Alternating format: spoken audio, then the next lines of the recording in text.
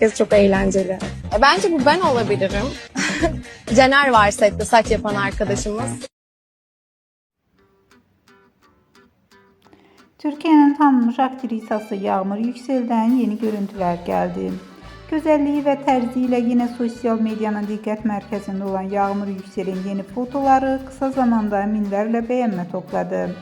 Təbii görünüşü ve enerjisi izleyiciler tarafından çok beğenildi.